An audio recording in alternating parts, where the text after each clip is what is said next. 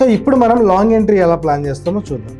So ఈ long entry కోసం మనం ఏదైతే MACDలో మనం క్రాస్ ఓవర్ చూస్తున్నామో ఆ క్రాస్ ఓవర్ జరిగిన తర్వాత ఫస్ట్ టైం క్యాండిల్ అన్నది 21 మూవింగ్ యావరేజ్ పైన క్లోజ్ అవ్వాల్సి ఉంటుంది. సో ఎప్పుడైతే 21 మూవింగ్ యావరేజ్ క్రాస్ అయి ఉంటుందో అండ్ మూవింగ్ యావరేజ్లో మనకి ఒక పాజిటివ్ కన్వర్జెన్స్ ఉంటుందో అలాంటి టైంలో మనం లాంగ్ ఎంట్రీ అన్నది ప్లాన్ చేస్తాం. ప్రీవియస్ క్యాండిల్లో మనం చూసినప్పుడు ఇక్కడ మనకి కన్వర్జెన్స్ అన్నది ఇక్కడ పాజిటివ్ కన్వర్జెన్స్ ఇక్కడ వచ్చింది. సో కన్వర్జెన్స్ వచ్చిన తర్వాత స్టిల్ మనకి ఇక్కడ 21 మూవింగ్ యావరేజ్ కింద ట్రేడ్ అవుతుంది.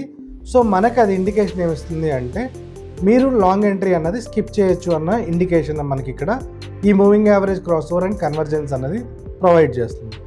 అండ్ మనం యాజ్ అన్ ఆప్షన్ బయ్యర్ ఈ స్ట్రాటజీని అబ్జర్వ్ చేస్తున్నాం కాబట్టి మనం ఇక్కడ చూద్దాం. సో ఇక్కడ మనకు ఒక డైవర్జెన్స్ వచ్చింది, దీన్ని మనం అవాయిడ్ చేస్తాము as we are opting for buying. And ఇక్కడ ఈ క్యాండిల్లో మీరు చూసుకున్నప్పుడు ఫస్ట్ టైం కన్వర్జెన్స్ అన్నది ఇక్కడ రావడం జరిగింది. సో పాజిటివ్ కన్వర్జెన్స్ అన్నది ఈ క్యాండిల్లో మనం చూసాము. సో ఈ క్యాండిల్ యొక్క హై ఎండ్లోని మనం మార్క్ చేసుకుంటున్నాం. అండ్ ఈ క్యాండిల్ కూడా మనం చూసుకున్నప్పుడు అప్రాక్సిమేట్గా ఈ 21 మూవింగ్ యావరేజ్కి అటాచ్ అయ్యే ట్రేడ్ అవుతుంది.